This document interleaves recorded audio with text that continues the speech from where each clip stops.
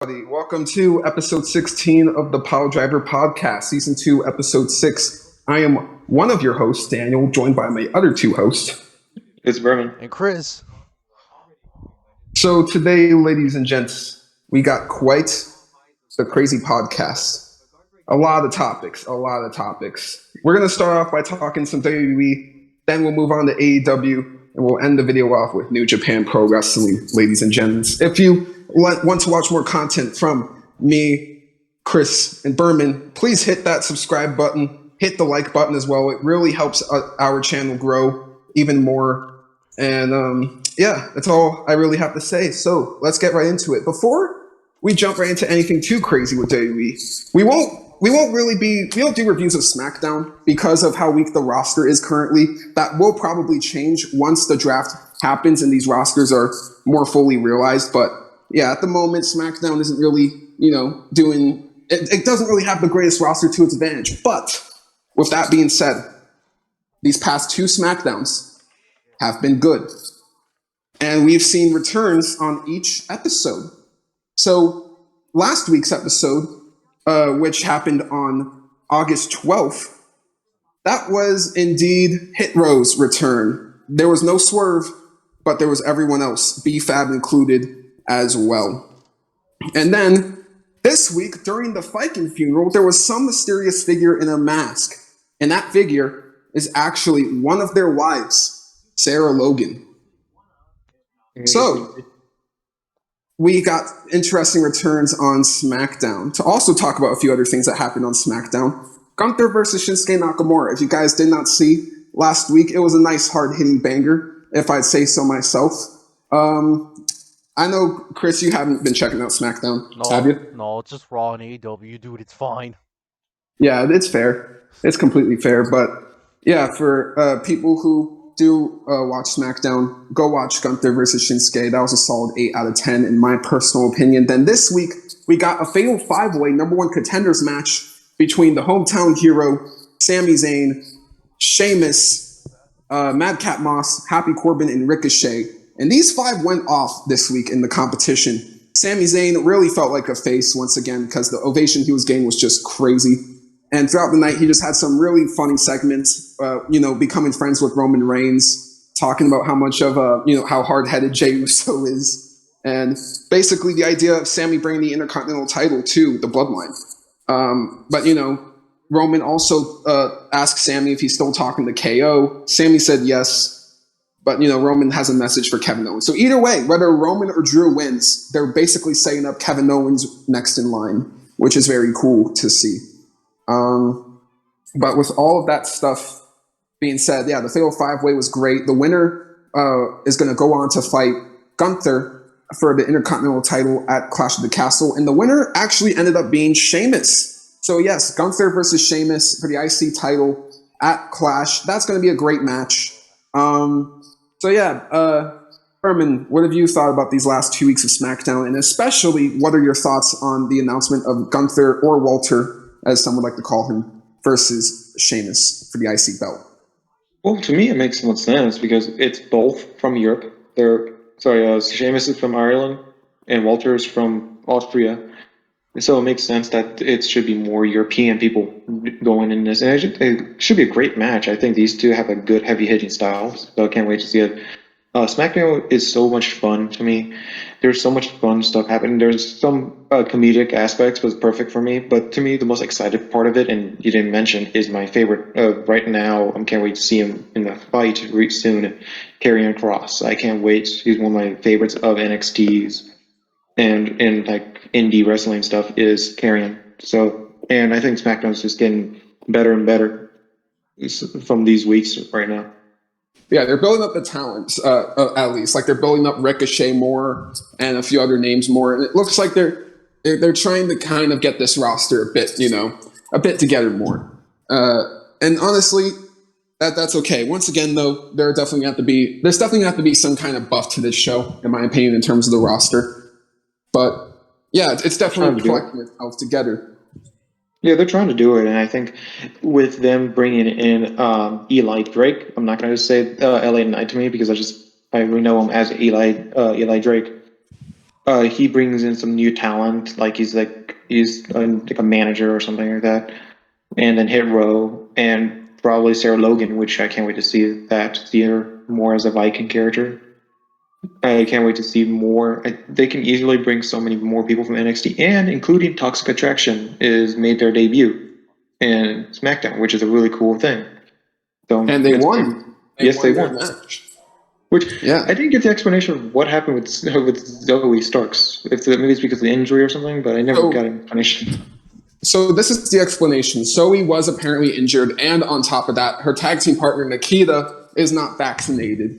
So yeah, she couldn't go to Canada under those rules. Well, that makes more sense. So yeah, I think Toxic Attraction is a better choice than anything else. They're actually a legit tag team, and they have been tag team champions. So, and I gotta say, this is just my personal opinion. Gigi Dolan, I just love her too, mainly because I recognize how animatedly because she was in a relationship with Darby Allin. So it's fun to see her in the main roster now. Gotcha. Yeah, no, yeah. All three of them are pretty good, but she especially is pretty good. So yeah, honestly, Chris, what do you think about Gunther versus Sheamus for the IC belt at Clash? Technically, should be Walter. Walter should be it. They need to change it soon. But one thing at a time. It's going to be great. I don't know. Once again, he likes the name, though. He likes the name. Yeah, Walter is his real name. Gunther, he just likes it. He just likes the name of it. Yeah. But I didn't expect Sheamus to actually win. It's funny enough, too, because our buddy Oscar went out of his way to actually watch it. I'm like, oh my god, that's actually surprising. And I was like, dude, I haven't seen Sheamus in years. And I'm like, what? So, it's going to be fun. I have full belief in it. And by the way, Chris, sorry to interrupt, but this is a fun fact. Sheamus has won every single championship in the company except for that one, the Intercontinental Championship. So if he wins, he'll become a Grand Slam champion. Wait, Ciampa's his underling, right now? No, that would be for think about the Miz. Oh, okay, cool. I was like, oh, thank God. I'm like, no. No, Sheamus is like the really white guy. The Irish boy. Yeah. He was the underlings of Pete Dunne and Holloway. Yeah, he's a part of the Brawling Brutes, or as I like to call them, the Peaky Blinders. They should take that name. That's actually a good name. The Peaky Blinders. Yeah, that would be fun to. Even if it sounds like a childish name, it sounds right. If people watch the show, it kind of makes sense. Yeah. No, I think Sheamus versus Gunther will be very hard hitting. It'll be great. But back to what you were saying, Chris. No, like I said, it's going to be great. But there's one thing I want to see, but I know it's never going to happen. They should bring back Finley. How old is that dude now, actually? Hey, man, if very old. If Ric Flair could come back, Finley could come back. It's fine. Well, no one wanted Ric Flair to come back. Oh. Understand. He's 64. I'd rather not see it. No, it's definitely not a very good idea. So leave him. I think you leave him out of there right now. Don't be another Ric Flair. Listen, man, Ricky came back, but it's Ricky. fine. Steamboat. Well, he didn't wrestle, and I'll sing my praises for Steamboat later on this podcast. Listen, man, if he could come back, I don't see why Finley can't come back. All right, but anyways, let's move on. He should be supporting his son in New Japan Pro Wrestling. Yeah. So that's enough about SmackDown, ladies and gentlemen. Now we're going to move on to the other major brand for WWE, which is Monday Night Raw. Yes, we're going to be reviewing the August 15th, 2022 show. So I'm going to make this nice and quick here. Overall, I thought it was a pretty good show, man. You got a pretty good opening segment with the Judgment Day and, Rey Mysterio getting involved, beating him down 3-on-1. That was a good little segment. Again, nothing crazy though. It's just, I feel like Judgment Day feel way more important, and I like that they're one of the featured acts on Raw now. It's very cool. Overall, throughout the night, you had some good wrestling matches. You had Drew versus KO. You had AJ versus Bobby for the U.S. belt. You had Theory versus Ziggler. A lot of very good matches. It kind of, you could throw some of these matches on the pay-per-view if you genuinely wanted to. And, as for the Riddle-Rollins feud, seeing a serious side out of Riddle was very cool. I'm digging what they're doing with Riddle right now. But yeah, we got good teases and angles throughout the show of, just many things, possible returns. You got Dexter Lumis trying to get involved in the U.S. title match, and the way that they kind of have been directing these segments involving Dexter has been done very, very well. And I feel like throughout the night you got a good balancing of wrestling and segments, And as for my favorite thing throughout the show, it was definitely the promo between Drew and KO. Both of them were definitely passionate on the mic on Raw this week, which was very good. And they even had a great match. I didn't really love the fact that it ended in a DQ. Sure, both guys, looked stronger walking out than they did before. But at the same time, though, it's just like, did that DQ really need to happen? I don't know. It really shouldn't. And then, I feel like when it comes down to it, I feel like there might be a bit of misplacement on the match card. Like, I feel like Lashley versus AJ would have been a better choice as the main event over Theory and Ziggler, but that's not too major of an issue. And I feel like they definitely missed out on some major players here, like Edge, Roman, Becky, but some of them were gone for good reason, so it's no biggie. But yeah, overall, I guess watching this show for 3 hours and not really having the world champion on it does feel a little bit demotivating sometimes. But hey, once they have separated belts, or if they do get separated belts at some point, that won't be an issue anymore with Monday Night Raw. Again, I enjoy Dakota getting that little singles showcase. I enjoy what they're doing with Bayley, Io, and Dakota as a whole. I think their group is pretty cool. Actually, I can't really complain too much about it. I hope they actually take all the belts on Raw. I hope they take the tag belts, and I hope Bayley takes that Raw Women's title off Bianca. Yeah, I think that would be pretty cool in my personal opinion. And then if Sasha and Naomi return, obviously you can set all that stuff up. There's basically a lot that can be done, and obviously, there was the brawl between Theory and Ziggler in the back, and there was a hand on the background. I don't know if it was Dexter Lumis or Bray Wyatt.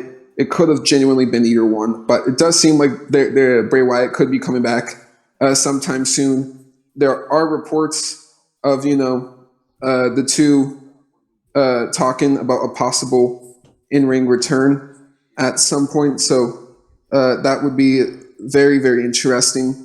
Ciampa and Miz, I get that they're trying to make the partnership work. It just doesn't, though. That's all I can really say. Alexa and Asuka versus Nikki and Doudrop surprisingly was a pretty good contest as well. But yeah, once again, you get a lot of good wrestling throughout the night. There really isn't much to complain about. There's not really a match on the show that I could have said that I hated or thought that sucked, if I'm being quite honest. And yeah, I do see some rising stars, some people being pretty good. It wasn't the best show ever, but it didn't need to be. Overall, fun episode. I'm going to give it a 7.5 out of 10 and let these two discuss Monday Night Raw. Yeah, so for me, I think Monday Night Raw was pretty good. I love how they do in a Judgment Day. To me, I love the Judgment Day having him being this heel, and I love Finn Balor as their kind of leader. For me, I just love how good is he as a heel, kind of messing people in their heads and stuff. And he was the perfect heel as Prince Devitt, so that makes sense. And the Dolph Ziggler versus Theory match, I loved it because I gotta say I love Dolph Ziggler. He's one of the best to me, and I would love to do actually a who's better with Dolph Ziggler versus someone.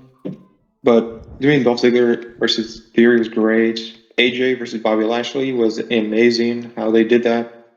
The Dexter Lumis is always one of my favorites to talk because I love Dexter and I love seeing him as this type of character stalker. And there is a kind of tease happened in NXT. First time I watched NXT this week, that Dexter more or less gave a photo of him and what's her name? Forgot her name. Andy Hartwell. Thank you.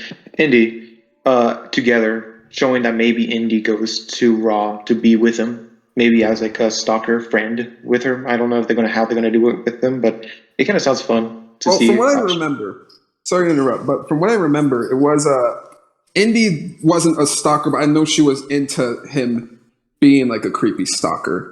So yeah, but it'd be kind of fun to me that she becomes an evil stalker, changes her personality, kind of influenced by him, basically. Sounds more fun to me. And I think it would be cool to see her in the main roster with Dexter because you don't see that much. It's definitely time to bring her up. Yeah, so it would be fun. I can't wait to see him do more. Maybe I hope more wrestling than anything else. He's been like just attacking people randomly. Well, I think they're just trying to set up the story overall. Like I think the story is that he's not even like under contract. Like he's probably just going to keep on jumping, keep on stalking, and eventually he'll probably set up a match between him and AJ. Who knows? Maybe at Clash. Who knows? Yeah, I think that's perfectly fine. I still can't wait to see him. But I think Raw was great. I think every match was really interesting, and I can't wait to see more with mainly the Io Shirai, Doka and Bailey. I'm hoping they actually do take all the gold. That would be fun to see. So I'm happy to see that Raw is getting so much better with under Triple H's tutelage, I say. And I can't wait to see more from Raw.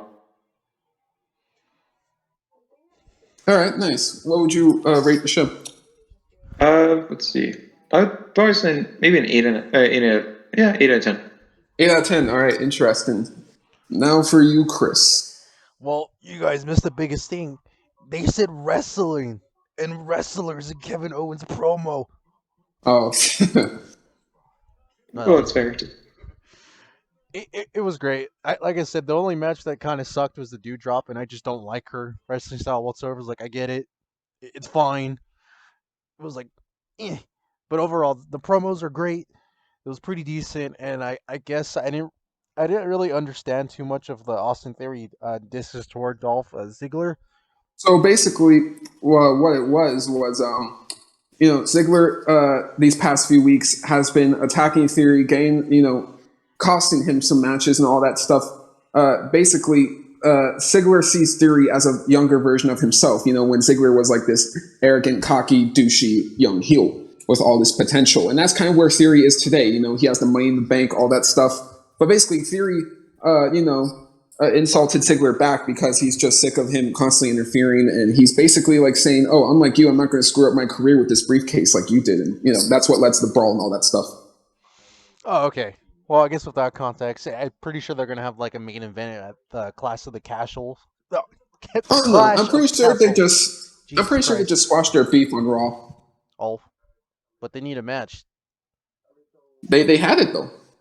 That wasn't a match. They just like pretend to punch each other, and it was stupid. I thought it was a pretty good match. Yeah, I actually like the match. So yeah. I think you're mistaking the brawl for the main event. Oh, okay, never mind. Understandable. I'm going to stay. Yeah, you probably didn't watch the main event. Maybe. It's 3 hours, man. I'm just like I'm dying. After the second hour, I'm just like I like it, but just fucking kill me. Like just watch like 1 hour at night and then the other 2 in the morning. I don't know. And if Bray Wyatt shows up to WWE, that's disappointing because I want him AEW more than anything. Oof. Yeah, but that's it overall. 7 for the showing. Yeah. And to bring something up really quickly with the Dewdrop stuff, yeah, don't get me wrong. I think Dewdrop sucks. I just hate her name because originally she was Piper Niven in NXT UK, and she's so much better in NXT UK. If you want to watch any matches, Piper Niven in NXT is way better in Raw right now. Like, way better. I think they just need to return Piper Niven back to Piper Niven than Dewdrop. I do think Dewdrop needs to be. That name needs to be Dewdropped, but God, yeah. So now let's talk about this. There's been a lot of returns recently in the WWE. I don't know the contract situation with Eric Young and Impact, but from what I do know, the other 2 members are not really under contract anywhere. Killian Dane and Alexander Wolf.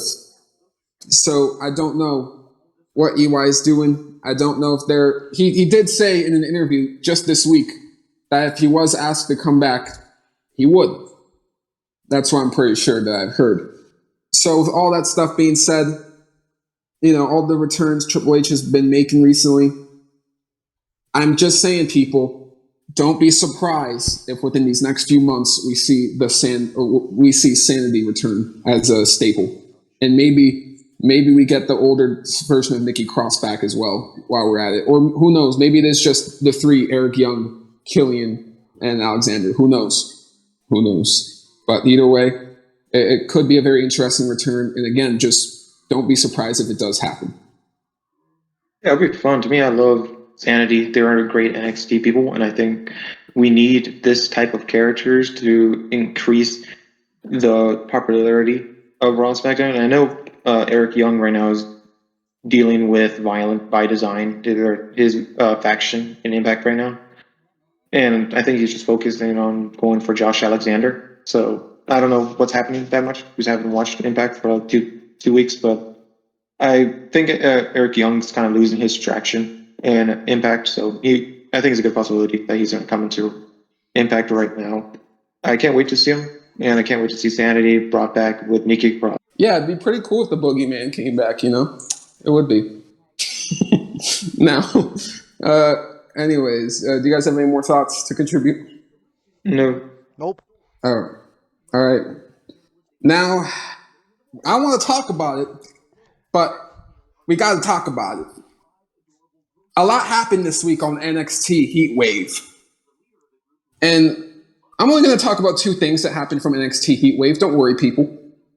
The very first thing was a match where Santos Escobar competed in. Loser leaves NXT was the stipulation, and he was the loser. Do not be surprised if we see Santos Escobar on the main roster anytime soon. And he's been in NXT for a pretty decent while, so definitely don't be surprised about that whatsoever. Yeah, you should not. Santos Escobar has been NXT Cruiserweight Champion, and he's great. I actually love him. If he comes to NXT, if he comes to Raw or SmackDown, it would be so perfect. He can easily join. If he wants to be a face, he can join the Raw.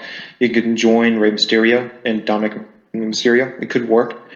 Or if he doesn't want to, he can join maybe some evil one, maybe Judgment Day. They could actually use him. He can probably definitely be used as a cool character. And it'd be interesting to see more about Santos Escobar. I think he'd be a great addition to it. Indeed, he would be. Now, we got to talk about the ending of the show. Oh boy. So, yeah. Braun Breaker retained against JD. And that's one issue on its own, but that's not the main thing that's important. So, Tyler Bates showed up at the end of the episode of Heatwave with the NXT Championship. So, yes, basically they spoiled the results of the tournament before the tournament could even end. And why would they do such a thing to this show? It's because it's ending in a couple of weeks. Yep, in a few weeks' time, they're going to basically put all the tapings up of the tournament, and after that, we're getting Worlds Collide 3, NXT versus NXT UK, and that's going to be the end of NXT UK, and a lot of people have been released this week. I think it was around 20 plus superstars were released. Basically, almost the majority of the NXT UK roster are gone now. Yeah, Triple H wants to do a complete reinvention of NXT UK. Obviously, the viewership on that show was dwindling over time. Not a lot of people talk about NXT UK anymore. And even though it has some great wrestling on the show here and there, there's no debating about it. It did lose its popularity, and they probably weren't gaining a lot of money out of that show. So, with that being said, the reinvention that Triple H wants to do is that he basically wants to do wrestling worldwide. He's not thinking just America and the UK. He is reinventing NXT UK to NXT Europe. And he also wants to do NXT Japan. He wants to do NXT Africa. He wants to do NXT India. He wants to do NXT Korea, even now. Basically, he wants to take over the world with wrestling. And it's going to be NXT everywhere, you know? And this is probably going to be his way of trying to, compete against the indie scene or try to shut down the indie scene. Think about it. That's clearly what Triple H's strategy was, even during the Black and Gold days, if we're being honest. He created NXT UK to try to take a lot of the British guys out of companies like WCPW and out of other places. Triple H wants, kind of similar to Vince McMahon in a way, wants to be the end all be all of wrestling, the King of Kings. But he's doing it in a very different way from Vince McMahon. So, yeah, I will say this: despite everything that's happening, Tyler Bate is going to kick Braun Breaker's ass. You bet your bottom dollar on it, folks. But nah, for real though, Worlds Collide 3. I'm glad it's happening. I don't know if it is the greatest that's happening under this kind of context, but at the same time, I'm looking at it all as a bright thing. I think this NXT Europe thing could be very cool, and I think overall, this whole announcement can be very, very good for wrestling. Yeah, so I have a lot of things to talk about this more myself, so I try being quick. First is the Braun Breaker and Jordan Devlin. I'm gonna call him that right now. I watched NXT Heatwave pretty much more in the entirety, so just to see if there's any changes or anything. So the match was not that bad. It was actually okay. What pissed me off is two things. One, Braun Breaker winning, and two, Jordan Devlin losing in a very stupid way. And that is that he pretty much got hit by 3 spears, got hit by a fourth one inside the ring, no-selled it, pretty much smiled at Braun Breaker, smiled in a bloody smile right to Braun Breaker, got creeped out. Braun Breaker speared him, then hit his finisher and just won. It just the weirdest ending to me. And I just didn't like the ending. I just want Jordan Devlin to take that title away from Braun Breaker and get his ass out of NXT and maybe push him into the Raw. Because I think NXT needs to be changed to black and gold style, not this 2.0 kid show style. And I always talk about this, and it's just always personal, and I just don't like NXT 2.0 in general. They just need to change back into the gold or black and gold brand. NXT Europe, I'll be fine with this. I just hope that they do it black and gold brand version, that they are serious, they're not childish, and I'm happy if they do it non-childish. They keep it pretty good. That's pretty much all I say about this. All right, and then Chris, you've seen a few episodes of NXT UK. Yeah. What's your opinion on this whole thing? For what it is, it's fine. I'm not a big fan of NXT UK, so I'm down for more of the expansions of like what wrestling has to offer. So for that reason, I'm excited for what Triple H has in store because it'll be more interesting. Yeah, definitely. But yeah, that's pretty much it, man. I didn't really watch NXT UK, so yeah. All right, now with all that stuff being said, let's talk about NXT. Not NXT. My bad on that, y'all. We're done talking about NXT. We're gonna be talking about AEW now. Yeah, so that's all the WWE news this week. Quite a bit. There could be more coming in the next week's podcast, which we will be reviewing Raw and Dynamite next week, but we will not be reviewing it the week after because we got some predictions to do. Yes, for Clash of the Castle and All Out in 2 weeks' time. So we got to get ourselves mentally prepared for that, folks. So now, anyways, I thought Dynamite was, once again, just like last week, fantastic. I thought last week was perhaps the best wrestling show we've seen of the year, and this might be right up to par with it. Damn, man. We opened the show up with Punk just going off on Eddie Kingston and John Moxley and Adam Page, but how did he go after all these people exactly? Let me explain it like this. Adam Page first, the whole thing with him was Punk called him out for a title rematch, but Page didn't answer.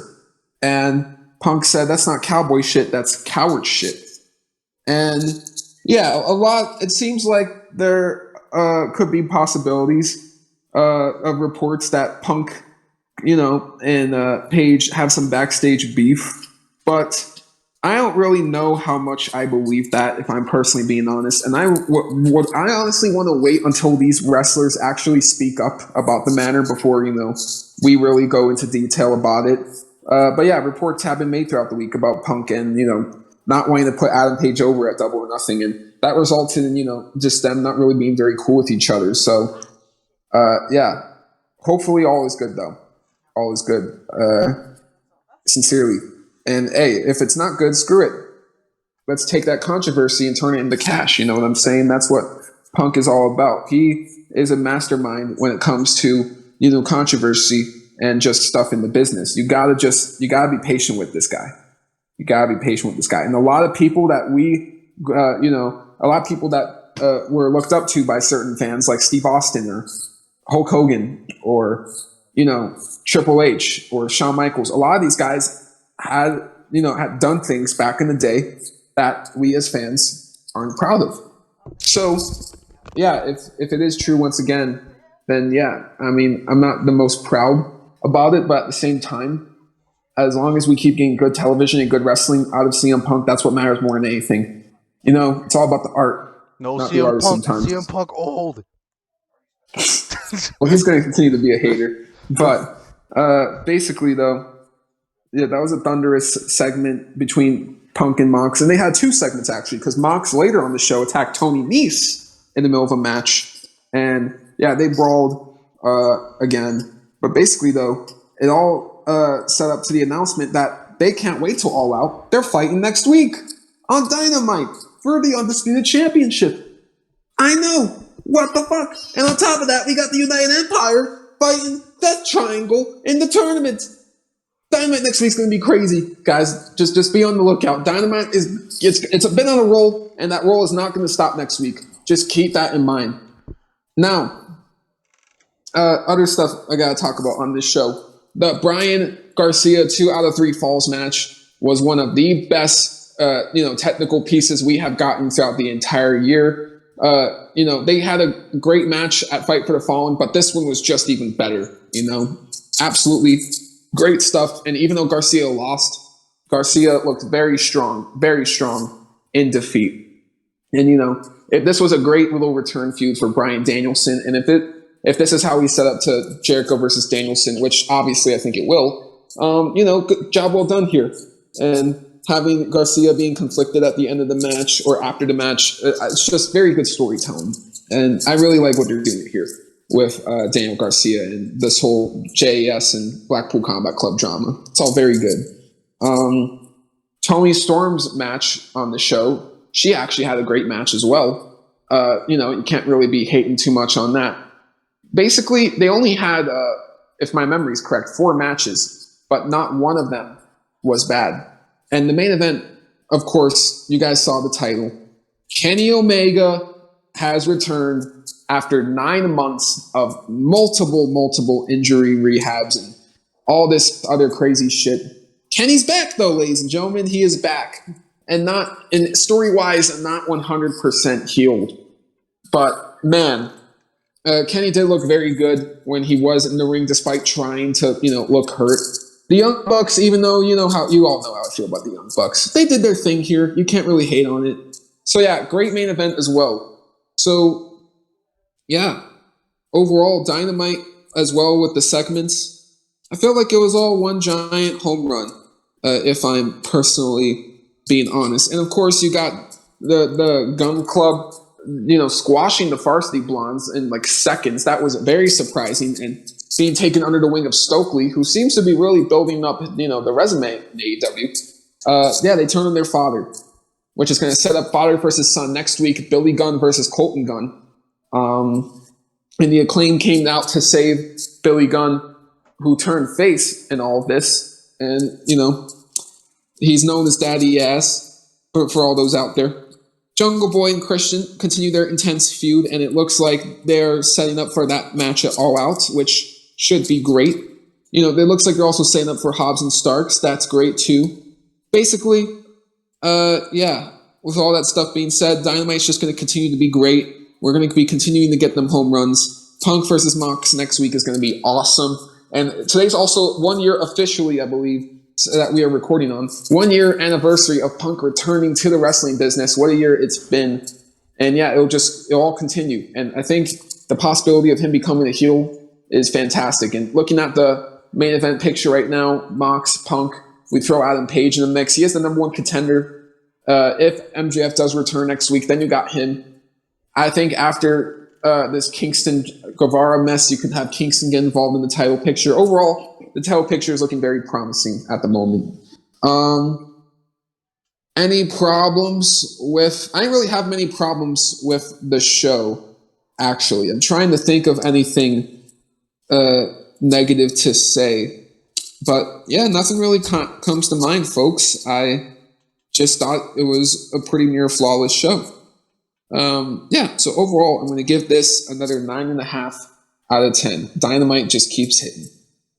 Yeah, this is great. Every match was worked. I love CM Punk coming back and pretty much dissing a lot of people and kind of getting involved in this next match next week for CM Punk and John Moxley is going to be amazing to see. It's surprising that's not going to be on All Out, but it's pretty good to see if that's there.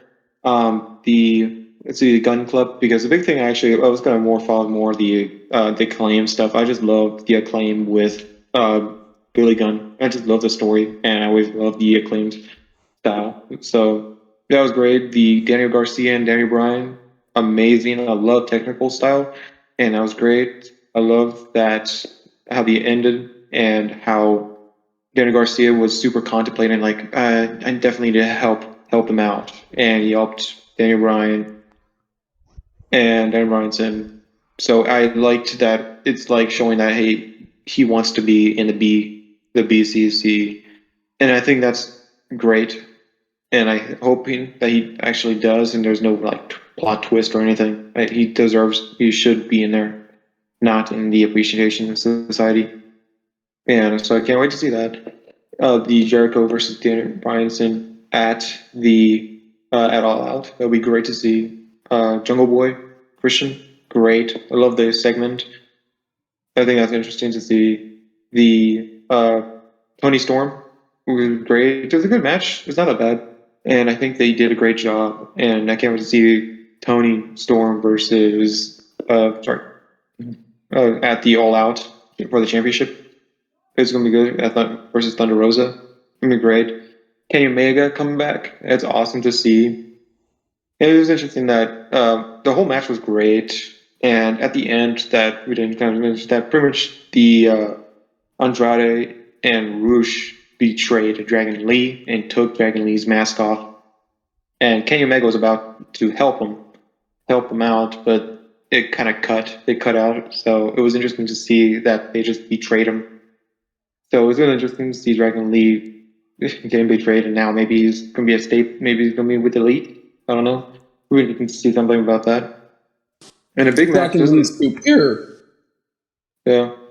The biggest thing that we didn't talk about, but I did watch it, that on Rampage there's gonna be another match shown for next week. Claudio versus the natural Dustin Rhodes for the ROH Championship next week. So and that's gonna be great to see.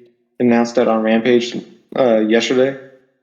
So I can't wait to see that and for next week. And it was great to see Kenny come back. All these matches were great. It was never a bad match to see, and all these great stuff. So definitely a 9 out of 10 for me too.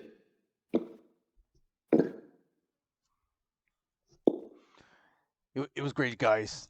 But we'll see what Raw ends up doing by next week. And if MJF doesn't show up by next Wednesday, I don't want to see Moxley lose to that old ass boomer known as CM Punk. Cap. Unless it's clean. Nah. No. He better, if he's gonna hit a finisher, he better do it correctly this time. And I'd be like, sorry guys, I couldn't do a basic finisher. Well, just kidding. You got any additional comments on Dynamite or? No, everything said's done, bro.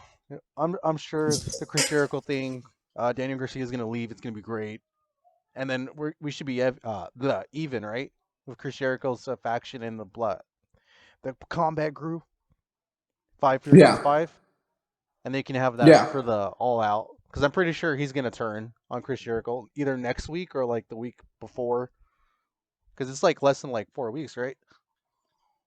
All Out, actually, you want to know what's crazy? Yo. There's only 2 Dynamites left before All Out. Oh, so he definitely gonna turn next. Oh, 2 Wednesday. weeks actually. It's 2 weeks. Okay, he's turning, dude. It's fine. It's gonna be awesome. Great to see you. to see him in the BCC.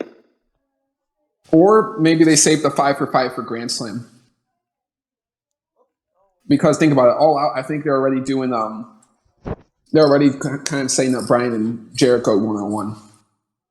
It makes more sense just do that because Grand Slam is going to be a big like middle pay per view. That's not really a pay per view, and they should have like a really the big special match. dynamics. Yeah. Yeah, so they should be a really good match, and that 5 for 5 it should be a great match to see. If they do, they should do that at Grand Slam. Yeah. Oh, guys, Now, I know super off topic, but real quick, yeah. are we gonna see Johnny Gargano at All Out? That's all I gotta say. Ooh. Or do we see him at Clash of the Castle? No, Well, there's a possibility to me because depending on what happens with Bobby Lashley, because if I'm not correct, my guess is going to be Bobby Lashley versus The Miz. My guess probably is that if The Miz loses against Bobby and he probably betrays Ciampa, then Johnny Gargano comes out of nowhere and helps Ciampa against Miz to save him from The Miz. See, this is what I think. I think that man, tough. I said it last week. I think Gargano did sign a contract with AEW already. So yes, I think he's debuting at All Out. Just gotta know what match would be good to I don't think it's debut going to on. be. I don't think it's going to be a match. I just think it's going to be a moment, kind of like how Cole and Danielson was last year. We need that Cole Danielson moment. I think they're going to get that with Gargano. It'd be cool to watch to see too. And yeah, Gargano probably he could make his debut at Grand Slam. So yeah. Now we gotta have a question here. Answer this sincerely. no. Who wins next week for the undisputed title, Punk or Mox? I'm gonna say this. I think that the match is gonna be competitive. The match is gonna be great. But this is how it ends. Mox hits not one, not two, but 3 paradigm shifts. Punk kicks out of all of them. He applies the bulldog choke, but then Punk gets up. He grabs Mox. He hits 1 GTS, only 1. 1, 2, 3. No. No. No, imagine. No, okay, no, for real. It's not going to be that way. I think that. I do think Punk is winning, though. I do think Punk is winning this. Could it be dirty? Possibly. If this is the match that we turn him heel in, I would not be surprised. So, yeah, I think Punk wins, but he cheats to win, and this is how we turn him heel. Maybe. I still say CM Punk for me. The thing I would like to see is that the 3 paradigm shifts would be interesting to see. My thinking is I kind of want to see CM Punk debut maybe a new finisher, maybe a new type of GTS. My thinking is like a suplex GTS. That'd be cool to see if he imbues a new finisher, a new version of a GTS that he only does in a very desperate situation. I always love those type of finishers where you come out of nowhere for a very desperate finisher, new version. So that's my prediction to see that happening. And on, Okay. And what about you, Chris? if that happens, like obviously CM Punk's gonna win, but like if he does, this match better be clean. So I don't want to see no botches because of that showdown in Las Vegas that we both saw live, Daniel. If he wins and he's gonna beat John Moxley, it better be super All right. clean. But That's let's all be I'm honest, saying. though. Let's be honest, though. Besides the 2 buckshot lariats, that match was amazing. It was boring. It was slap chops. I don't want to see that. Hey, if you found Page and Punk boring, that's you. But I thought it was a great match. Great match. It was a bit boring. I kind of be in the middle on this really. I'm like it was somewhat boring, but it was pretty good at the same time. It wasn't a masterpiece, but I thought it was amazing. So mid, Berman. That's the word you're looking for. Mid. It's not mid. It's mid. Okay, I'm done. Punk beating Mox next week. Understandable. But no, wait. Then Downhausen curses him. That'd be funny. Punk versus Hook. I would love to see Hook in that spot, but I think they've kind of like. I'm not even gonna lie. I feel like the FTW belt was more of a demotion more than a promotion for Hook. Well, yeah, that belt doesn't mean anything. Yeah, well, to me, I think he just needs to drop that. Like, I kind of want. There's something that Impact does that not a lot of companies do, and that the X Division title is more or less like a Money in Bank briefcase. That you can give away your title for a title match of your choosing, or mainly a world title match. I kind of wish that maybe they do this. They revamp this title into a title where if you held the title for a certain amount of time, you can give it away for a title match of your choosing, either the TNT title or the world title. Maybe. To me, I would love to see that. I don't see a lot of companies do that.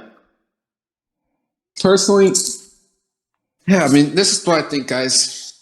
Punk wins, and he cheats to do it, by the way. And after the match, MJF brutally attacks him. Oh, And the crowd goes crazy. Again, you don't change anything about MJF. You just have him fight heels, and people will just cheer. That's just how it's going to work. Very interesting to see. I can't wait to see that. That's going to happen. If MJF doesn't return on Wednesday, then what we're getting is Punk Page 2. So, yeah, that's all I can really be said. Now, main event time, ladies and gentlemen. This year was a pretty interesting 32-man G1 climax. The 32nd G1 climax. And in the finals, we saw Okada fight Will Ospreay. And Okada won. Again, the second year in a row where he won the G1, and the second year in a row where he won the G1 while his opponent was under injury. So, Ospreay sure was kayfabe injured, but still injured. And it makes Okada, I'm not going to say look weak, but it's getting very tiring seeing Okada win all these things. And I get it. We can't watch New Japan like it's WWE or AEW because they have their guys, they have their principles. That's just how New Japan is. But I feel like Ospreay really kind of carried the company on his back this year, and the G1 should have been his. I understand he has the Trios tournament. He's the US champ. He's the Rev Pro champ. Maybe there's a side of it all that says he has a bit too much going on right now to be, in the main event of Wrestle Kingdom this year. But I don't know, man. I kind of disagree. I feel like that tournament really belonged to Will Ospreay personally. Okada versus White, we've seen that match many times before. I feel like we have not seen Ospreay versus White as often. Or, yeah, that's just my personal opinion. Naito even could have won the tournament over Okada because Naito hasn't won the belt in at least a solid 2 years. So, yeah, overall, guys, I'm not very happy with the decision of Okada being the G1 Climax winner. It really feels like they're going for like a John Cena kind of thing with Okada where he has to be like, he has to have the most world title reigns or just some weird shit like that. I don't know. They're setting him up to be the first 2-time world champion with this new heavyweight title, which, again, I just don't think is necessary. But yeah, that's all that really has to be said. I thought there were a lot of great matches this year. Go check out Naito versus Ospreay. Go check out Okada versus Ospreay. Go check out Shingo versus Ospreay. Tons of stuff to check out from this tournament. And Berman will probably recommend even more matches as well to you guys. Overall, great tournament, but not very pleased with the result. But yeah, Okada Ospreay had the best wrestling match of the year in terms of a singles one-on-one normal stipulation kind of match. Naito and Ospreay, though, were a very close second for my favorite match of the tournament, though. So, yeah, I recommend you guys to go check some of these matches out, and you'll probably have a very good time watching some of these matches. Yeah, it is true. So Okada versus Will Ospreay, it was definitely a great match. It is disappointing that Okada did win, but to me, I think he won in a good kind of way. How he really went for is like the finisher and combination, and I think it was a good good finishing point for the match. Don't get me wrong, Will Ospreay would have been great to see Will Ospreay versus Jay White. That'd be amazing. But with all this, you can. It's Okada. Everyone. It's like Okada's their staple of everything. It's really a John Cena for them. He is their But John Cena. He's been like yeah, their John Cena since 2013, I'd say. yeah. So, but I doubt, and I really to me this is a doubt that Jay White will lose that title against Okada just because I think they want to set Jay White versus someone more important, maybe more for the rivalry to me at Tamatanga, because a big match that a good people should definitely watch is Jay White versus Tamatanga in G1 Climax. That was a great match, and Tamatanga, and then they have a great rivalry, and it makes sense that they should go for a title or someone more important. Maybe Will Ospreay goes for the title again. Jack Sabre Jr. a big one. Like there's so many better ones than Okada. Naito's another one. So there's that. But I think it was an amazing match for the best match, and I think I cannot say anything else about this match. But great matches that you guys should watch for good recommendations. Danny's matches are always good. The ones I would say would be Jay White versus Tamatanga, great one. Shingo versus El Phantasmo, great one. Let's see, David Finlay versus Will Ospreay, amazing. That was actually a really good match to watch. Okada versus Jonah was a great match to watch. And Jay White versus Taichi are probably my favorite matches of the tournament that are really good.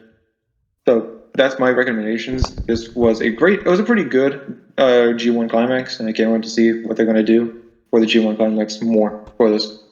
Yeah. So, yeah, guys, you heard some recommendations from me and from Burnman. And I contribute nothing. So Let's yeah. go. Wait, I'm sorry, what? I contributed nothing to the New Japan segment. Let's go. Well, I did at least show this guy Naito versus Ospreay and Okada versus Ospreay. What'd you think of those matches? Naito's the Rainmaker dude, right? No, that would be Okada. Okay, no. I didn't see the Naito one, but I did see Okada. I don't know if you All guys right. mentioned it, but like shout out to Will with his great storytelling with AJ Clash, and then also No, yeah, like he hit all those finishers because those are guys that beat Okada before, so he was trying to, yeah, very interesting. It was a great match. I enjoyed it. It was slow, but I did not care. See, that's real wrestling. Real wrestling. Yeah. No slap chops, none of that That's crap. Real wrestling. Ospreay and Okada did genuinely take their time to tell the story, and you felt for Ospreay, man, because he got he got that Piledriver in the quarterfinals, and he had to fight all the way through the semis, and then in the finals, you just see him like pour his heart out, hit all these finishers of guys who beat him. But yeah, that you want to know an interesting thing? Yo. Naito, he fought Okada back at Wrestle Kingdom 12 in 2018, which was an amazing match. It was the main event of that year, but there was one big mistake that Naito did, and that's try to hit Okada with the Rainmaker. So the moral of the story is anytime any of these wrestlers try to no longer do their own style, like Ospreay trying to do all these different guys as finishers, he is no longer sticking to his style and sticking to his heart. So anytime you switch up your style from yourself when you fight Okada, you always lose. It's in the meta, guys. Come on. It's in the meta. But that's a very interesting layer to the story. You can't beat Okada with, by doing other people's style. So very interesting. And Yeah. there was one point the commentator did mention Ospreay never hit the one-winged angel. He tried So to. if he did hit the one-winged angel, would have Okada failed to kick out? No. We all know he would have failed to kick out the Stormbreaker, but Ospreay never got to hit the Stormbreaker either. He tried to, though. Yeah. So again, Ospreay fell into the same trap as Kenny Omega. He hit all these moves except his biggest move. So again, I really hope Ospreay eventually gets that win over Okada. I really hope he does. Okay. But he's probably not going to do that really immediately. Right now, it's setting up David Finlay versus Will Ospreay for the United States Championship right now. Yeah, and they're probably gonna, or I don't know. They could be saying up Ospreay versus Kenny too. Right now, they had a backstage thing. David Finlay challenge, to Will Ospreay's face. Oh, like he wants him to fight at Wrestle Kingdom. Yes, he said right to his face, like saying, "Hey, you don't back out of this challenge. You are pretty much a bitch. That don't be a pussy and just get back on your feet and face me for this title, for the title." All right. No disrespect to David Finlay, but that's really how you're going to use the best wrestler in that company for your biggest show of the year. If you didn't watch the backstage thing, he was pretty much laying down. He was in the fetal position. Will Ospreay was in the fetal position, pretty much crying, and like thinking to himself, like really thinking, doing his head, like he was looking. He was super, super conscientious.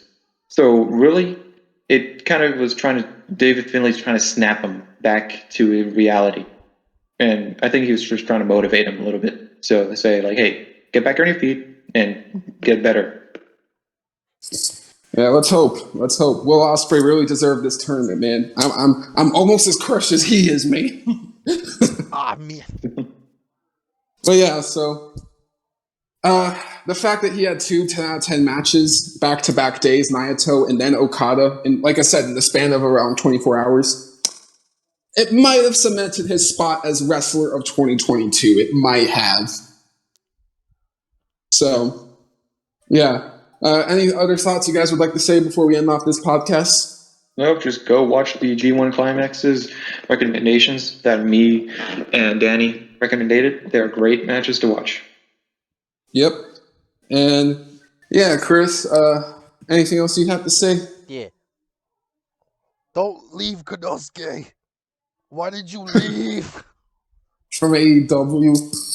Why did you have to go back to your original circuit where I have to pay more money to watch you, and I'm not going to do that? Because it's not even translated. He might come back. One day. Yeah, there was an interview that he might come back in October and November. All right, then I misjudged. Well, thank you all so much for watching. I've been Daniel. And I've been Chris. And once again, thank you guys for all the support you guys do for this channel. We would love more though.